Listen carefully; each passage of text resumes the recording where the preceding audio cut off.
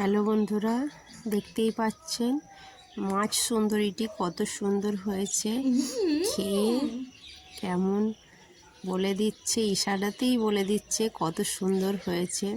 তাই মাছ সুন্দরী খেতে গেলে এই রেসিপিটাকে ফলো করতেই হবে। মাছ সুন্দরীটি এত সুন্দর হয়েছে, সে বারবার নিতে চাইছে। তাই মাছ সুন্দরী রেসিপি আমি দেখাচ্ছি। এই যে মাছগুলো এর মধ্যে মাখিয়ে নিতে হবে, যেমন নুন হলুদ মাখানো হয়, তার সাথে আরেকটি জিনিস মাখাতে হবে, সেটি হচ্ছে কাশ্মীরি লঙ্কার গুঁড়ো। আর এর সাথে সর্ষে বাটা আর একটি জিরে গুঁড়ো নিতে হবে। আর নিতে হবে পেঁয়াজ বাটা। এখানে আমি তার আগে কড়াইটা বসিয়ে নিয়েছি আর মাছগুলিও ভাজতে শুরু করে দিয়েছি। এরপর আমি মশলাগুলিকে একটির পর একটি দেখিয়ে নেব। এখানে আছে আমার টমেটো ঘষা, আর এখানে আছে আদাটি বেটে নিয়েছি আর পেঁয়াজটিও বাটা। এটা কিন্তু কুড়ে নেওয়া নয়, এটা বেটে নিয়েছি। আর তার সাথে সর্ষে বাটা তো আছে। আর মাছগুলো না খুব কড়া করে ভাজা চলবে না, আধ ভাজি করে নিতে হবে। তার সাথে কাঁচা লঙ্কা, আর দেখতেই পাচ্ছেন অল্প তেল দিয়েছি, তার সাথে দেওয়া হয়েছে ছোট্ট এলাচ, সামান্য দারচিনি। এই যে তেলটি ফুটতে আরম্ভ করেছে, তার সাথে দিতে হবে এই যে লঙ্কার গুঁড়ি।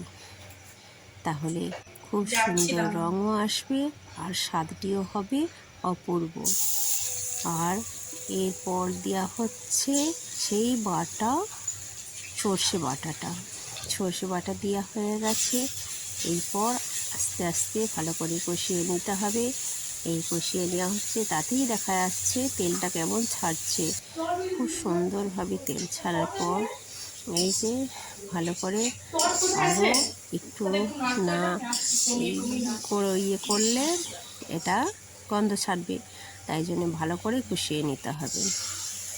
এত সুন্দর খেতে, সেই না খেলে, একবার না বানালে বুঝতেই পারবেন না।